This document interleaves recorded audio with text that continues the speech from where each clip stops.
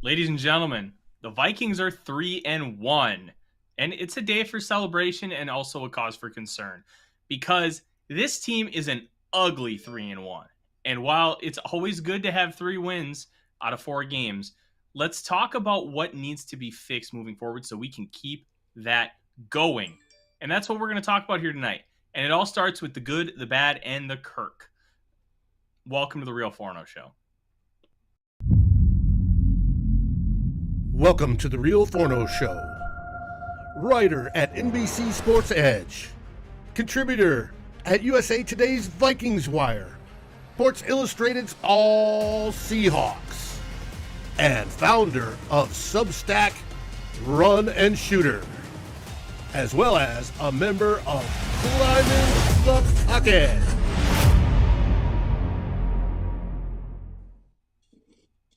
Welcome, ladies and gentlemen. My name is Butch Cassidy, and with me in the producer's box is the Sundance Kid. Dave, how are you doing today?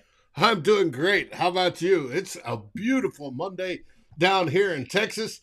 And, of course, our Minnesota Vikings got the victory yesterday. Yes, they did. And we're going to talk a lot about it because let's just cut to the chase right now, Dave. There's a big segment of the fan base that is upset with this team and how they're playing football. But the weird thing is they're winning when last year they weren't. And I think that's a really big deal. Now, columnist for the Vikings Wire, Score North's Judd Zulgad, talked about that in his column last night, his post-game column, talking about how the Vikings are now winning games that they weren't in years past because they're figuring out how to win them ugly. And I think that's really important. Now, we are big fans of the Vikings and we want them to win every single game. That's really not the issue here. The issue is being that we now have to put our analyst caps on, which you already have. Nice salute to Service Gear, by the way. Thank you. It's more about understanding how they're getting this accomplished. How are they winning? How are they losing? How are they playing the game of football so we can project them out? Because I'll tell you this. The tough part is I'm thrilled with the win. Nobody's going to complain about the fact the Vikings won. But if they continue to play like this, they are not going to win very many more games. And that's why we are trying to hold this team to a high standard. And it's something we talked about during the offseason. We have a high standard for this football team. We expect a Super Bowl at some point in time and believe Kevin O'Connell could be the guy to get us there with Kwesi Adofo-Mensah as his general manager. We're going to hold them to that standard until it gets accomplished. And because that is a difficult standard, we're going to have to make some tough criticisms. We're going to talk a lot of good today, Dave, and I'm going to give a lot of praise to the offensive line. Even though they struggled a little bit yesterday, they did what they had to do in tough situations against a really good pass rushing unit. We're also going to talk about the ugly stuff. That's why this episode is titled The Good, the Bad, and the Kirk, because you really got a lot of everything today. And I do want to point out, Dave, that Raymond and I both agree that your hat is awesome. Well, thanks. It's last year's design, but I liked it, and it's cool. Oh, absolutely, it's cool. They've been doing a really good job putting out cool new hats, and if the wife wouldn't kill me for how many I already have, I'd buy another one. But let's Joseph, good call with the Buffalo Trace. I am drinking good old Bobby Boucher H2O. Not me. I'm drinking Wolfhound Irish, which I found interesting because when I generally prefer my whiskey neat. And on this, it says, no, add a little ginger ale or water to bring out the flavors. And definitely with this whiskey, doing that, it generally releases the oils in the whiskey, and it improved it tremendously. I appreciate it. And it doesn't take much, just a few drops. Yeah. And unfortunately, we couldn't have him directly on the show, but Odie is doing very well in his crate. If you can see him there, he wishes he could be here, but he would just chew up my entire office, and he is just not at a point where he can be a very good boy and just sit around and wait for me to be done. So he's hanging out with this pumpkin. I would like to welcome everybody that's watching over on YouTube. You guys are posting. I love it. It's great. And those that are watching on Facebook, it's We've got Brian's already posted, but I see there's a lot more watching over there. Thank you for joining us tonight. We're about to get in it, and we hope you enjoy the show. Yes, absolutely. And let's just start talking about it, Dave. And I'm going to start with some good. We're going to talk about the offensive line. Now, it was very frustrating to see how much pressure that they were getting on the outside. But I think it needs to be contextualized because in order to truly understand why they were getting pressure, you have to understand what the Vikings are doing. And I know you noticed, Dave, because you are an offensive line savant, and that is one of your favorite things about it's football. one of my favorite things. Mm-hmm. Yeah. So the reason why that they were getting pressure on O'Neal and Darrisaw isn't because O'Neal and Darrisaw played poorly or they're bad. It's because they're being asked to guard these edge rushers one-on-one all the time. They're being left on what's called the island, and I'm sure you've heard that term before. Basically, they're getting no help, and they're asked, hey, go protect Kirk Cousins one-on-one. Just do it all game. And it is a really good strategy, but unfortunately with that strategy, it's going to have some warts. You're going to get beat. The reason why they're having this strategy is because they don't necessarily trust the interior of that offensive line. Garrett Bradbury has played inherently better this year.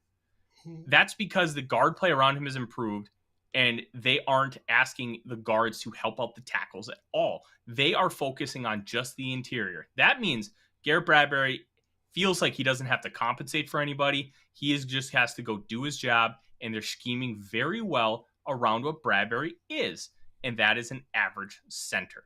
And the output that he's producing because of how they're scheming everything and they're not asking him to do a lot has been tremendous, especially when you look at his PFF grade. Passing PFF grade yesterday, 80.8, and it was reversed in the running game. He was in the 40s with an overall, I believe it was 45.4. Listen, they're asking Bradbury to be who he is.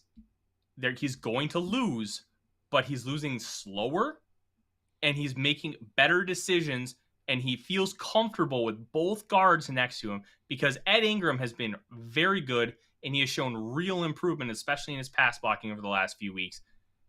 Dave, this is becoming a strength of the team, and I think it was a little bit of an overreaction when we talked in this space about how good the offensive line was because we were just so shocked by how much it seemed to jump over last year.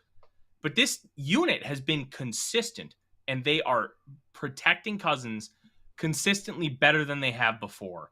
And that is an overall win for the Vikings. And it really starts with the fact that their strategy is, look, if you're going to beat us on the outside, you're going to go against two of the better tackles in the NFL. If you can beat us that way, all right, we're not going to let you beat us in the inside. And so far, it's working. For the most part, it's working, yes. It hasn't worked every single play, but for the most part. And what you're seeing is the interior three will form a wall, and it'll go either left or right, depending on the call of the play and how the play develops, where you have all three guys blocking whatever's coming up that side, and whoever, if somebody tries to get outside, either Ezra or Ed Ingram might go with them a little bit. But it's the whole idea is it's harder to get through three guys than it is through one, right? If they were playing more individualistic. If you watch some of the film, you see that they are setting up some sweet pockets where Kirk Cousins has perfect time, room to step up if he wishes, and he has time. But that only lasts so long. I don't care what offensive line you are. You've only got so long before that collapses and you're done. Somebody gets around the edge. I will say hi to Scott up in Oklahoma City. Welcome to the show, Scott. They're doing so much better. And even in the run game, we went from a wide zone to a middle zone, and there's a slight difference. That's where they place their helmets and who they're going to get. But when you see the breakdown of it, they're making the reaches that they need to, and they're sealing off lanes to give the running back, be it Dalvin Cook or Alexander Madison, room to run through. And it is a good thing to see. Why we are so happy about the offensive line is how much of a step we can visually see from last season to this season. Now, are they a great offensive line yet? No, not even close. Are they coming up on mediocre? Yeah, they're there. Now, will they take further steps? You bet, because it takes offensive line time to generate chemistry. You know, the old chemistry. It needs that time, and that takes place over the beginning of the season because they don't get it in the preseason. They're going to get better and better as time goes on, as long as they keep doing what they're doing. And it is something that, as a Vikings fan, you should be happy about, because it is better and it should lead to more production on the offensive side. And it gives Kirk more time, and it's a good thing. And we haven't had that in a long time. As Darren and I talked on Saturday, we haven't had a good line really since 2009. Now, this line, it does not approach 2009 yet. That should be a goal. But it's been a long time since we've had a decent line, and just seeing this makes us all happy. No, it absolutely should make us happy. And I really like, and Mary has it right there, more confidence. Mm-hmm. This team is playing with more confidence, and it's really showing in the offensive line. I also think one of the impressive things, Dave, and please let me know if you disagree, I think that they've done a much better job in picking up the blitz, communicating with each other, and the running back stepping in and taking on defenders overall has been a net positive. And I don't think that can be I don't think it can be stated enough. If you can pick up blitzes, listen, the playbook's out there to beat Kirk. Pressure him, blitz him, make him make quick decisions, make him make. Mm-hmm. It's a very easy blueprint. The problem is you can't always accomplish it. You can't always get to him quickly enough and really put that pressure on him and feel like that you can really take that next step. Well, if you can block the blitz, that's a really, really big deal. And it has made a huge difference for the Minnesota Vikings and trying to take that step with this offense. It'll get better. Michael says this team will not win a playoff game. Even if they make the playoffs, they can't compete with the elite teams. Michael, I think there's only about 3 elite teams in the league right now. You've got Buffalo, Kansas City, and I was trying to remember what the third one was. I wouldn't even put Tampa in there. There is times, Philadelphia. Philadelphia is on the NFC. But we were close on the Philadelphia game.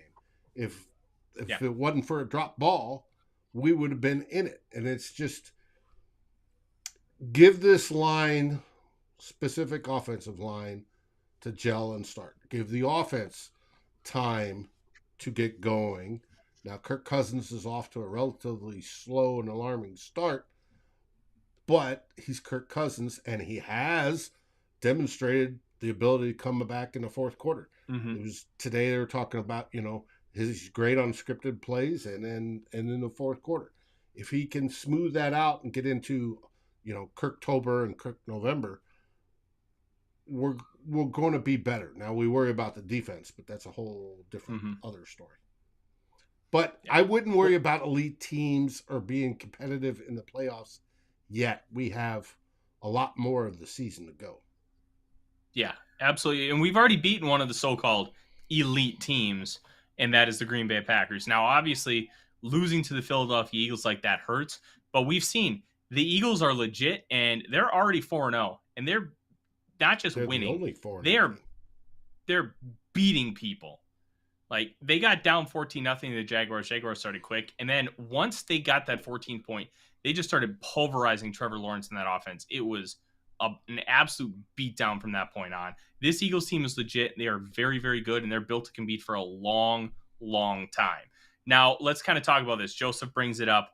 Does Kirk need glasses? Raymond also mentions that blitzing is how you beat Brady and every other QB. Kind of. But some quarterbacks are better against the blitz. Some do a really good job of hitting their hot routes and taking advantage and gashing defenses when they blitz. Kirk is not quite on that level, which is why when you get pressure on him like that, he tends to go into a little bit of a panic mode and become chaos Kirk. And then that's not good for anybody except the defense. They love chaos, Kirk. But let's talk about it. Does Kirk need glasses? Joseph kind of elaborates on it. On my TV screen, I could see Justin Jefferson wide open in the end zone when he checked down to Thielen, who was out of the end zone in front of Jefferson. A 2-yard pass on 3rd down and goal. That one stunk. It was very bad. Now, it's a very layered conversation. So when you take a look, you have Thielen. Thielen's running a jet motion. So it's that motion at the snap where he's like at the center when they snap the ball. And then he just continues on his motion. Jefferson's in the corner. It's cover 2. So the corner in front of Jefferson is playing in the flat. So he's supposed to pick up Thielen. Marshawn Lattimore's job in that scenario is to put as much of a jam on Justin Jefferson as he possibly can. So the safety has time to get over and cover the corner. Pretty simple concept. You should, in theory, be able to cover that if you're the defense because Lattimore's right there for Thielen. Okay. Now Jefferson is able to get away enough, and he's wide open in the end zone. Lattimore is not in position to flip his hips and get back to the corner and cover it, and the safety's too far away. So the read is Jefferson, and you throw it to the back pylon, you give your receiver a chance to catch it, and you make sure the defender can't. Very simple. This is elementary stuff for quarterbacks. Now, even if you throw it too far out of bounds and you miss the throw, that's okay because you did not give the cornerback or safety a chance to intercept the football. That's the key with that read. It's a safe throw, and we talk about this all the time with Kirk Cousins. He likes to pick safe throws, Dave. Well, unfortunately, he picked a throw that was relatively covered with that Thielen flat route, and it didn't even come close to getting in the end zone. And he's got Jefferson wide open. And now Jefferson was open on the play before where they did dual dig routes. And Kirk didn't make the wrong decision because Thielen was also open. He just made a poor throw. Thielen was unable to bring it in. Yada, yada, bing, bang. This throw where Kirk should have made that back corner was very frustrating. And Raymond brings up a very good point. Kirk addressed it in the press conference. He thought the cornerback was going to drop back, and he wishes that he would have pumped and thrown to JJ. Now, here's the tough part, Dave. I really don't like if Kirk really thought that the corner was going to bail out and go back and cover Jefferson. Then maybe Cousins does need glasses. That was a very, very poor decision. It should have been easy for him. The question is, at that point, it's, can I throw the ball fast enough that I can beat the corner to dropping back? Right? And he should. Lattimore was never going to drop back. Well, I mean, once he saw the throw, he may have tried, but there's no way he's getting there because he's on like the 3-yard line, and that ball's going 12 yards behind him. Not only 12 yards straight back, but it's on a parallel.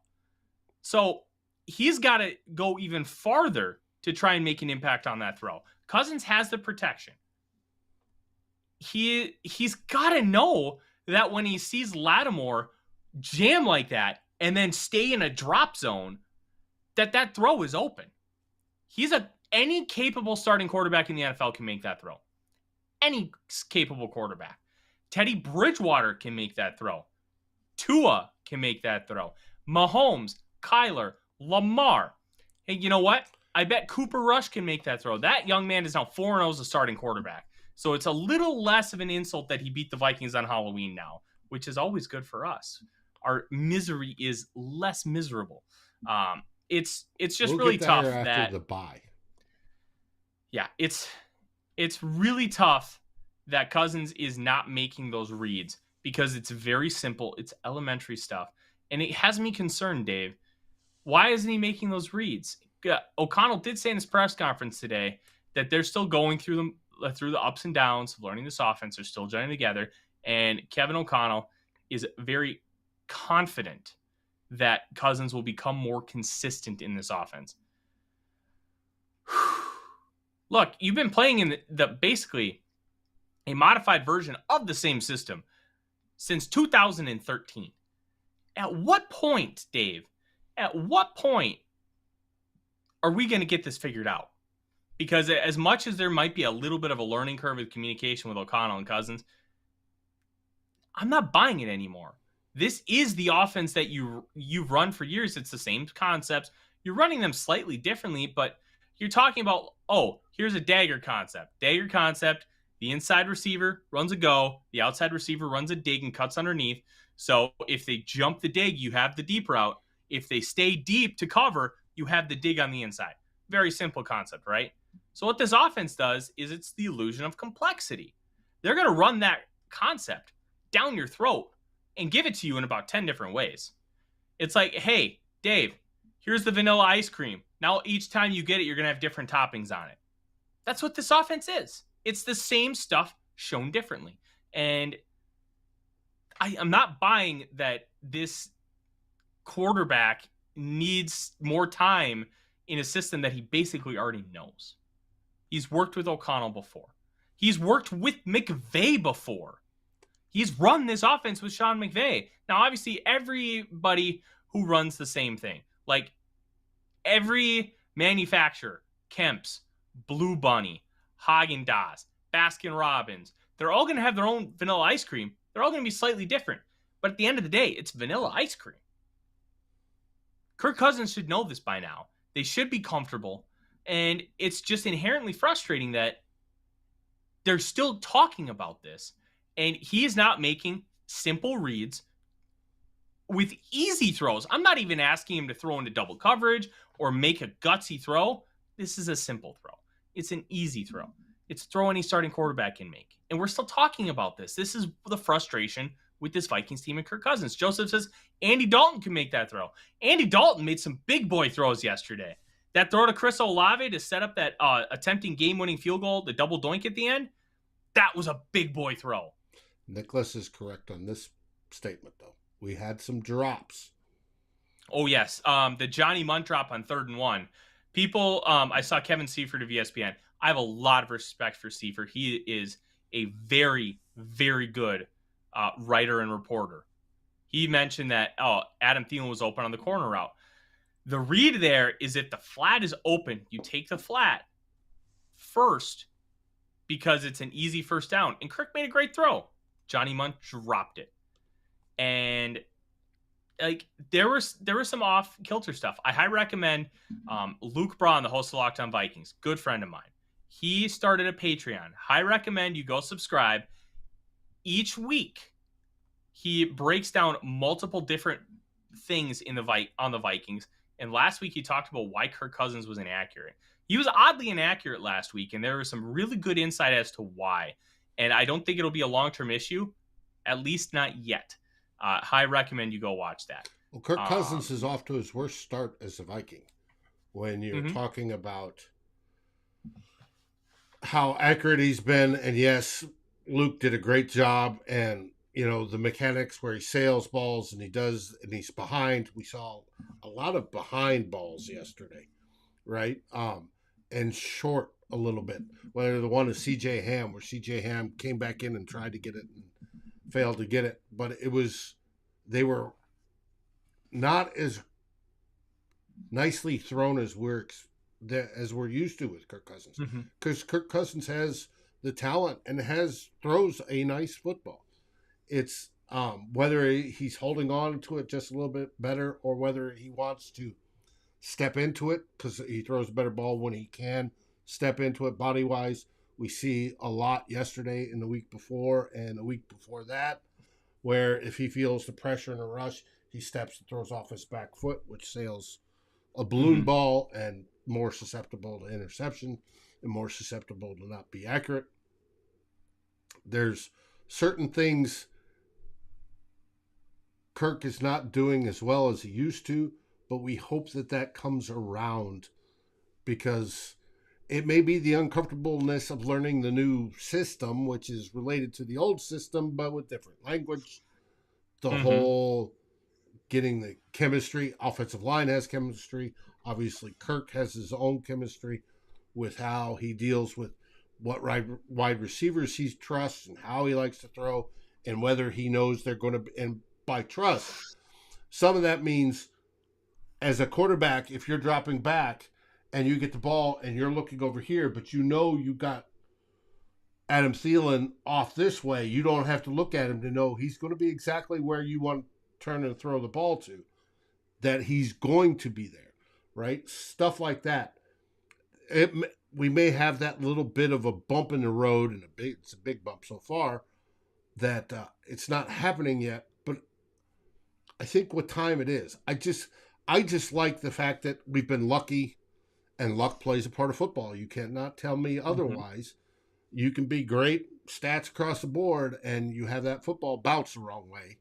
And, or a ref calls something that they shouldn't have, and that came in our favor on Sunday. But we're building that comfort zone. Racking up wins, and now we're only 3-1, helps that comfort zone as they progress through the season. I think Kirk will get better. If not, he's a lame duck. And he very well may think he's a lame duck. But I bet if that ever enters his mind, I'll bet he'll become Super Kirk. Because he'll be playing for his next contract and his next team. But I think as frustrating as it has been, and Sunday's game was frustrating, there's a lot of younger people than me that were talking about the heart attacks and the to and fro and all this and all that. I'm just laughing, and Judd was laughing too. It's just get used to it. This is this team. Yep. It is. There's still we're 3-1. We're building up that cushion to where we can learn, and that's a good thing. And Kirk should get better. If not, he's gone after the year, right? They'll trade him. Yeah. No, absolutely. They'll draft a replacement or sign a replacement. Yeah. Dave, do me a favor. 2 comments up from Raymond. I want you to throw it on the screen. Raymond's one of our most loyal listeners, and I really appreciate it. And I want to talk about it. It's not that one. It's the one above it. Okay. About giving Kirk more grace. Raymond says, I will give Kirk some more grace because it's his first time I've heard him say that he has to do better. And Tyler, this is not the same offenses he ran before. Come on. That's not how training works. So I kind of disagree with you, Raymond, and I kind of agree. And I want to answer your question in depth because he's played for Sean McVay, and this is the McVay style of the zone offense. Like he's already played with this. He's already used almost all of these concepts before because no matter what version of the zone scheme that you run a lot of these concepts. It's basically like taking an algebra equation and then you're just learning a new way to solve it. Like you already know what you're doing. You're just evolving what you're already doing. So I say that he should already be there because it's not like we're going and asking him to run Josh McDaniels offense, the Earhart Perkins system, where it's a gap man power running scheme. You're running a lot of different passing concepts and you're doing a lot less play action and throwing the ball down the field. Like they're just inherently different. We're not asking him to learn something inherently different. We're asking him to learn how to do the same thing slightly differently. So we're not asking him to reinvent the wheel. And I really believe this offense, especially Kirk, should be farther along because of his experience. And I totally understand what you're saying about shooting, because if you change one little thing, considering like when I go trap shooting and I change something, I can be way off or I can be spot on. Like I get that. Your analogy makes complete sense, Raymond, but we're not asking him to change something he's already doing. We're just asking him to adapt slightly. And I think it's a little different than shooting. That may be the hardest part because and he talks about trap shooting. I've shot trap and skeet before too.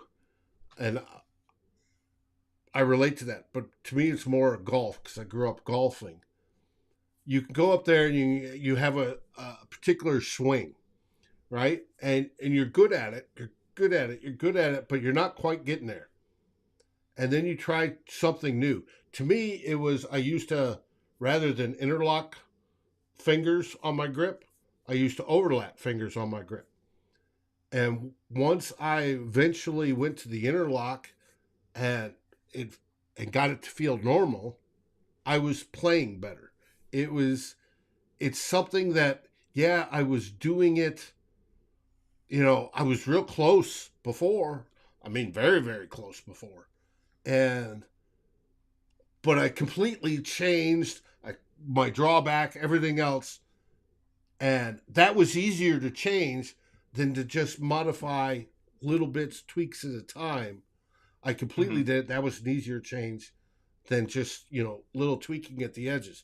Now you got to be able to tweak at the edges, but I think that's where he's having a problem, because the default for him in his head, in his body, the muscle memory, is the way he did it.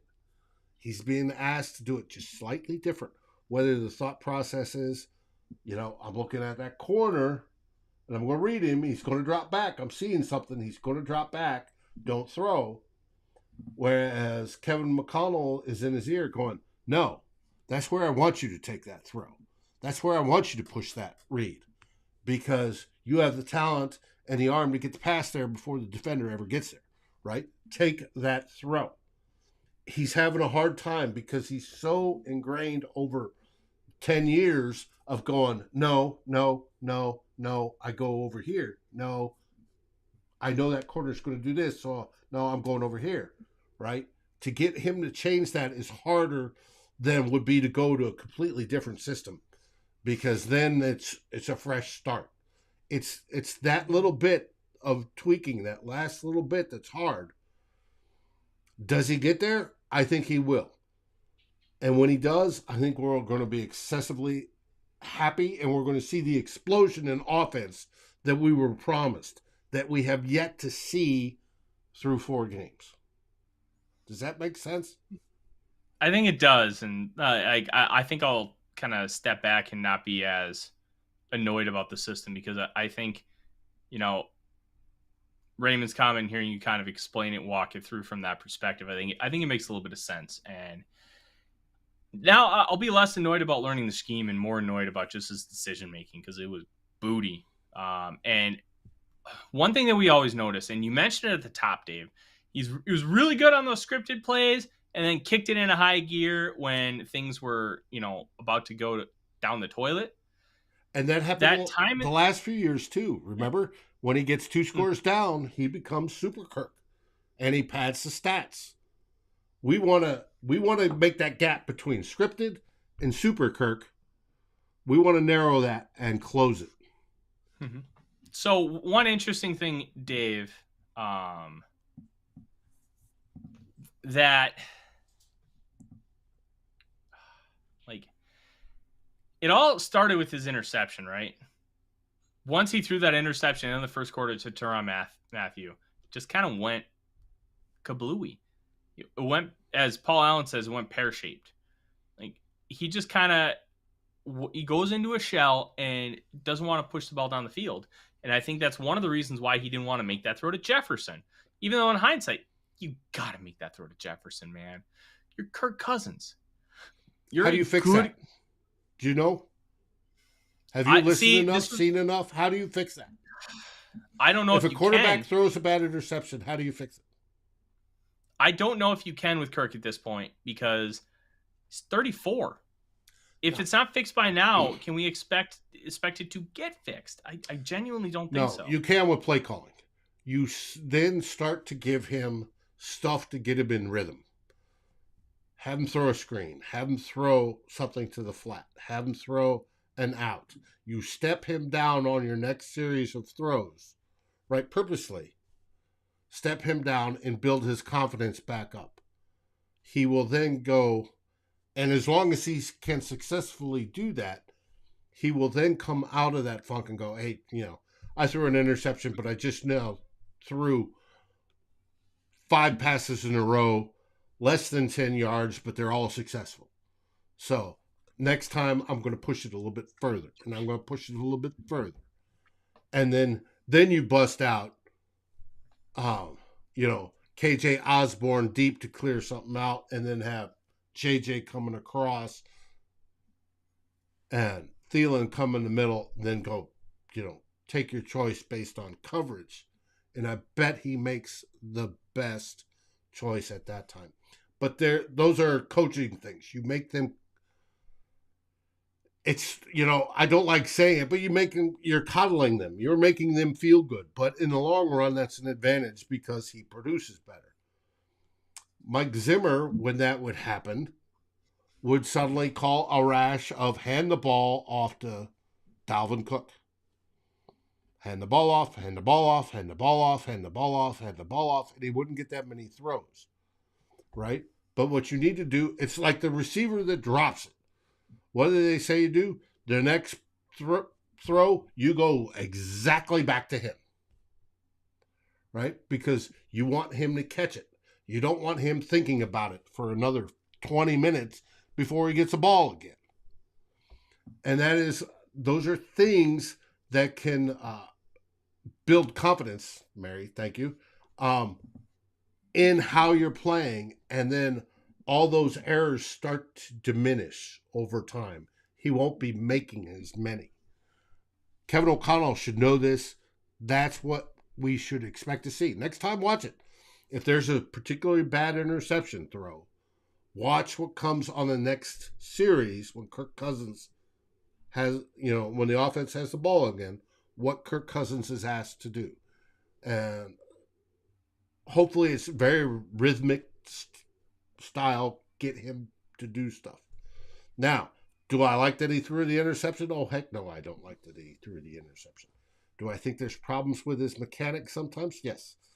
And his decisions? Yes. You know how I feel about Kirk Cousins. I am not a fan. But if I was a coach, there were certain things I'd do to try to improve that.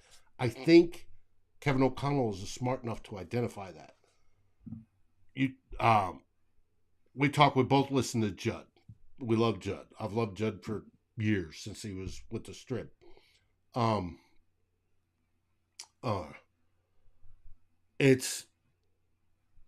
He talks about how.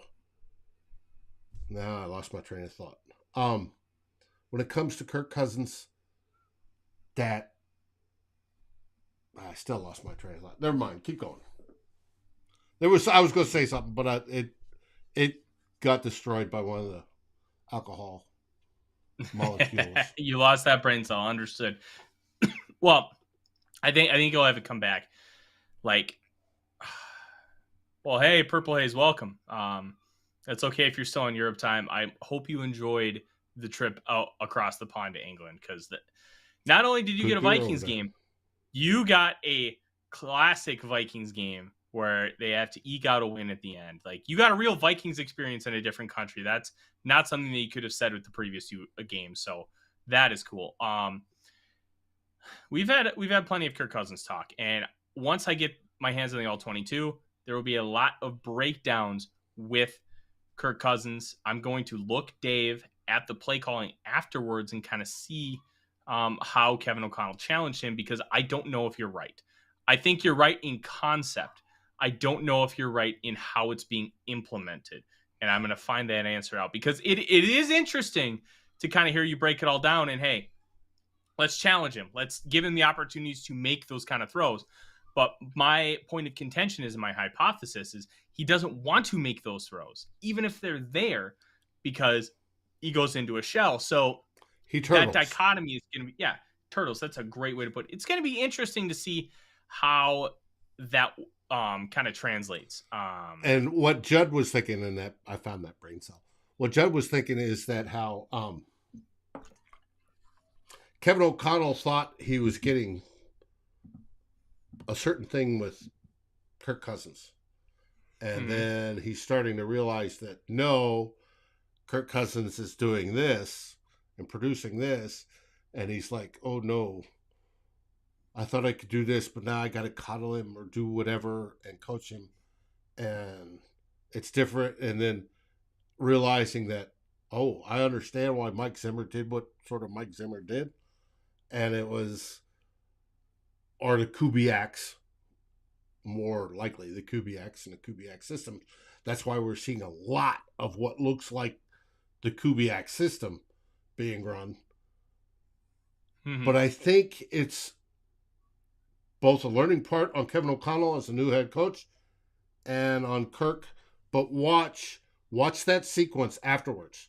Once he does something bad, watch what Kevin O'Connell does afterwards. I'll be interested to look. I may even watch it. I definitely will, because it's very interesting to kind of look at from a long-term perspective and see how things are developing. Now let's kind of talk about a couple quick hitters, Dave, before we get out of here tonight, because we only have about 15 minutes left. Let's talk about the Chicago Bears really quick. Da Bears. Yeah. Da Bears, da Bulls, da Bears, da Bulls. Where's my sausage? I love those Dan Aykroyd skits. Those are tremendous content from Saturday Night Live back in its heyday. So the Bears come in. They're 7.5-point underdogs per typical sportsbook. The sportsbook I use I heard when I 7 write this morning, for, but okay, 7.5, about right. It's the one I have to use when I write for the Vikings Wire. So 7.5 points. Shockingly, Dave. Now, obviously, the Bears haven't played a tremendous schedule, and they also had the monsoon game against a very good offense, San Francisco. They are 12th in the league in points allowed, and they are 21st in the league in yards allowed. So that kind of fits in with what the Vikings offense has been. They get a lot of yards. They don't score a ton of points. So coming in to US Bank Stadium, you can argue that it's going to, one, be the best weather that the Bears have played in. And obviously they played at Lambeau on a Sunday night, but it was a struggle. It was a big-time struggle because the Packers are still figuring out their own self. And who can Aaron Rodgers trust? As you hear soap opera music playing in the background. Yeah. You kind of look at the Bears. Raymond asks, is Justin Fields good? We don't know, but I'll tell you this. The Bears regime doesn't think he's very good because they're intentionally putting him in positions to fail. And you can just tell that they don't love him. Right. They're purposely trying to lose. They're as close to tanking as an NFL team can get. Yeah. They are tanking, and they're 2-2. But they did lose to a Giants team that had to play Saquon Barkley in a wildcat role for almost an entire quarter because both Daniel Jones and Tyrod Taylor were hurt. So you can kind of take that with a grain of salt. I will say one thing with the Bears. It's going to be a division game. They're going to be feisty, and they can run the football. Starting left guard Cody Whitehair is arguably their – oh, thank you, Mary. You're so nice. Whitehair is arguably their best offensive lineman, plays left guard. He will be out on Sunday as he nurses an ankle injury and could be out for a few games. Now, if they can stop the run with Khalil Herbert, because Herbert's done a really good job in replace of David Montgomery, who's battling injury himself, the Vikings can easily win this game. Robert Quinn can still rush on the outside. Jalen Johnson's a very good corner. You have Eddie Jackson at safety, Roquan Swift in the middle. They have dudes on all three levels of defense. They have decent secondary players. Joseph. Oh, yes, we don't have to face Akeem Hicks. We only have to face Akeem Hicks if we end up making it to the playoffs and playing the Tampa Bay Buccaneers. So let's just be happy that we don't have to deal with him forklifting Garrett Bradbury into oblivion. That's a huge positive for the Vikings. Now, they have to be able to take advantage of opportunity. The running game has been really interesting at kind of an overall level because like Dalvin Cook has been good, but it just feels like, Dave, that explosive gear is not there anymore. Right. Or he hasn't been able to take it out for whatever reason. Mm-hmm. Just tough. And he's getting to that age. Mm-hmm. He's still a great running back, but he's running back career lives are short. He's got to be extremely happy. Got the big contract, but he's getting to that age or that, that fifth gear, that overdrive, that afterburners, whatever you want to call it, has yet to appear this season. And he was always good at that. Our buddy Drew always used to say, he wanted him playing because he could take it to the house from anywhere on the field. And he's always been that way, but yet we have not seen it this season. So, and it may be that he's, at that point, a running back's career dies by 30. Unlike that's where a lineman's coming into their prime. Mm-hmm. Yeah, it's tough. It's all the abuse they take. I mean, they do it on purpose. It's hard to be good and do that. You're hitting, you're getting hit, you're pounding all the time. It's not like before. I mean, even before when we had the greats of Earl Campbell and Sweetness and all those guys, it took a lot out on those guys. So now hopefully Dalvin gets better and, he has his shoulder all braced up and we're good to go. But it's... Dave, that's worth noting too. Because I haven't seen Drew in the last few streams. I know he's dealing with some stuff and dealing with some grief. I hope they're doing okay. But like, I lost my train of thought. Shit. But don't even remember. We're talking about Dalvin. But Alexander Madison's running better, and then we got the two young guys behind him, Wang Chung, I was going to talk about Nwangu, and the rookie. I was going to talk about the shoulder harness because Dalvin will be wearing that shoulder harness for the rest of the season. That shoulder is going to give him injuries the rest of his life. And as long as he continues to play football, honestly, without any medical knowledge, just kind of knowing by what the team has told us and what we've seen, Dalvin should never have that shoulder harness off during the course of a game because I think it's just one of those things. It's just going to keep popping. And that's unfortunate. Obviously, you don't want to wish that on anyone. And I'm not wishing it on him, but I really feel like that is what's going on. And I feel for Dalvin. I think it stinks. But at the end of the day, it is what it is. And I think he needs to wear that. And hopefully it doesn't pop out of place during a game again to where anything that you get was going to be just like after effect pain. Mm-hmm. Like, it's not going to pop out on him during a game. And every time he gets hurt, he fumbles. It's a weird coincidence. Which makes sense. I mean, suddenly you get your arm yanked out of socket. You tend to want to release your fingers and fumble. Trust me, if you've ever had your arm wrenched back, that's what you want to do because it causes pain. I've had injuries to my shoulders too. And I fully understand that. It's something he's going to have to deal with, but I think it's something he can. And like in the old days, put him in a brace, shoot it up.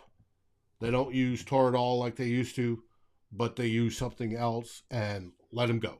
Let him go. Run his legs off. That's the only choice you have. Mm-hmm. Dave, one guy I want to give some shine to, and then we're going to get out of here for the night. And I do have an announcement, which is going to be a lot of fun. Not even Dalvin Tomlinson. You don't know about it because I don't think I've told you yet. Dalvin Tomlinson has been really good, and Danielle Hunter has been, for him, really disappointing and non-existent. Now, it's tough because obviously we know Danielle's coming off 2 season-ending injuries. He had the sack in week 1. And he had 3 pressures. Since then, he has 5 pressures in 3 games. Really feels like he's been kind of stonewalled, and that's really annoying, Dave. It stinks. I think that when you talk about Hunter, he should be one of the best players on the field, and he just hasn't been that. I hope that he kind of figures it out and he's got his feet back under him. Yes, my man Bailey Zappi did this great close last to night. The Green Bay I wish Packers. they'd have pulled it out. Oh, that would have been so awesome. I would have been insufferable today, Joseph. And I mean, you guys know this. You guys have been listening to me for a while. I love me some Bailey Zappi. Tomlinson has been a real stalwart and moving to the outside because he was brought in to be a 3 technique, which in a 4-3, that's really not his game. Yeah, he's not that type of player. He is perfect for what they're asking him to do. Rush on the outside and be a 5 technique. Play like Cam Hayward does in Pittsburgh. And he's doing a great job of it. And I just wanted to give him a shout out because he's been awesome to watch. And I'm very excited to kind of see how he continues to dominate on the outside for the Vikings defensive line, because that defensive line is clicking. It's playing well. And behind it, they need to keep fitting. Mm-hmm. Well, Dalvin Tomlinson is the highest graded defender so far this season on the Minnesota Vikings. He is number and his one. pass rush grade, Dave, is I think it's 91.6. Well, overall for the season, it's 86.0. I didn't look at yesterday's grade, but that is outstanding for a defensive tackle. I just wrote a column for the Vikings Wire they're going to see in the morning talking about kind of like stock up, stock down stuff, and I gave Dalvin Tomlinson a big stock up because of his performance. He's doing very great. exciting.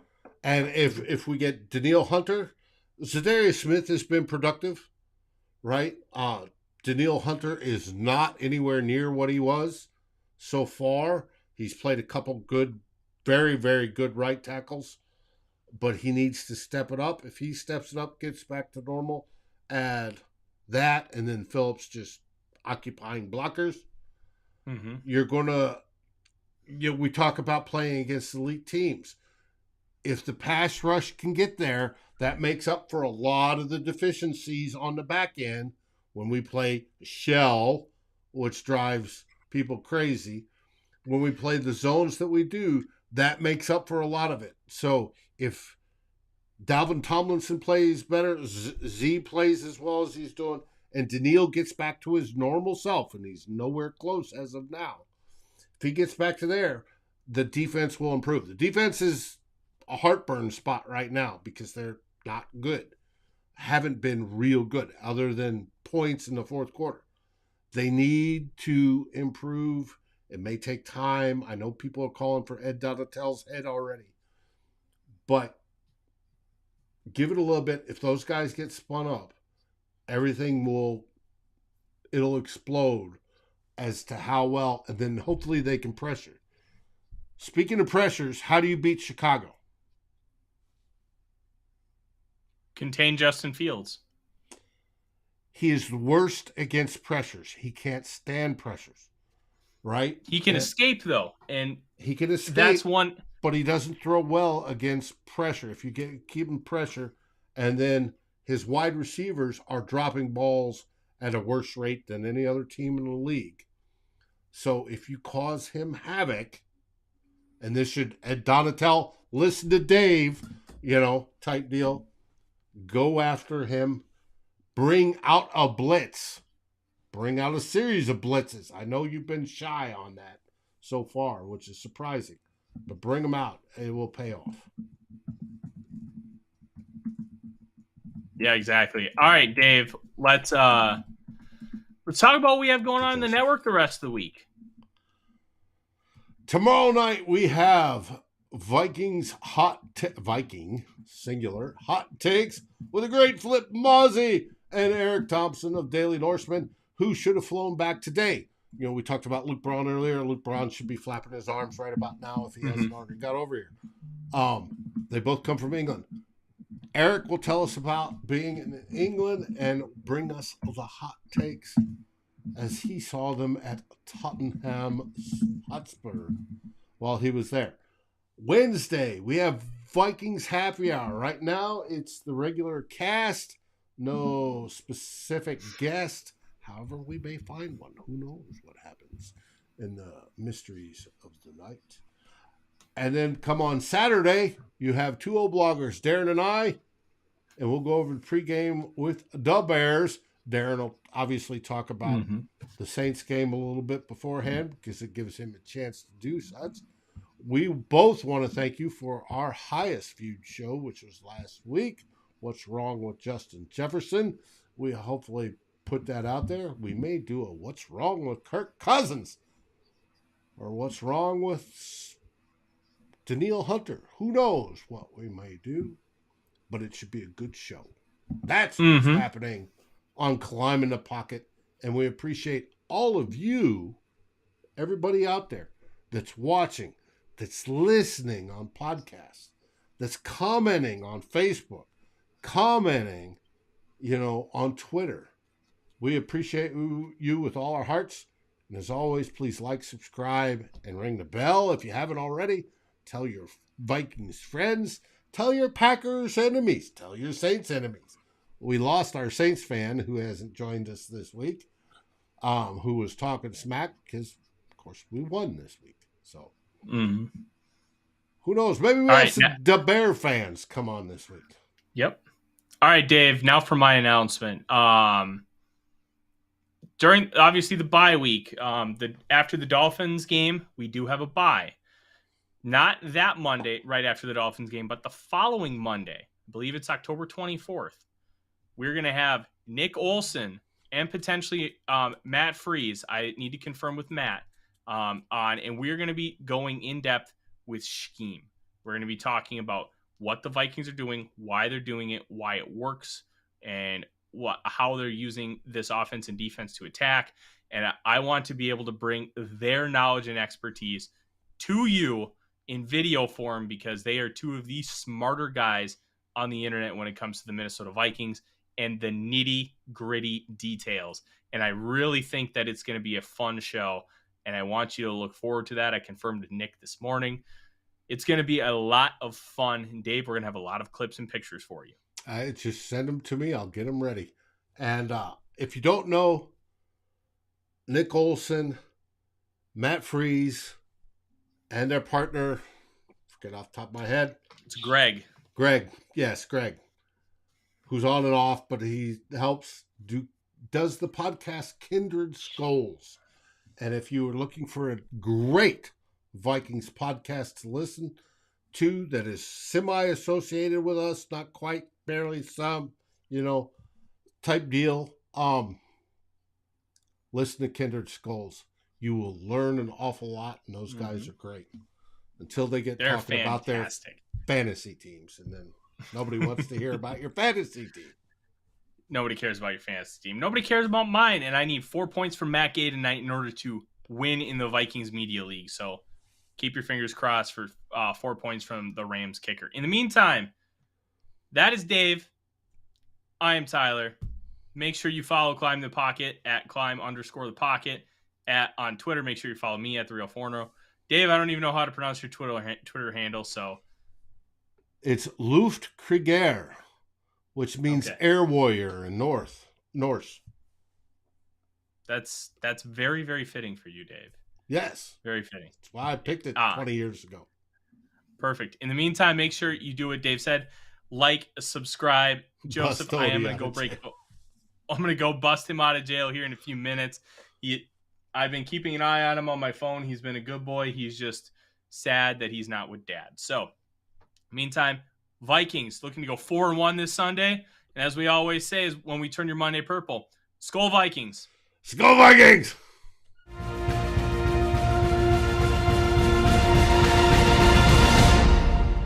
Thanks for watching. Like, subscribe, and ring the bell, and rate us on your favorite aggregator. And a special shout-out goes to our partners, The Daily Norseman, where the best Vikings content can be found, and to Lake Monster Brewing, home of the best beer in Minnesota. Skol, everybody.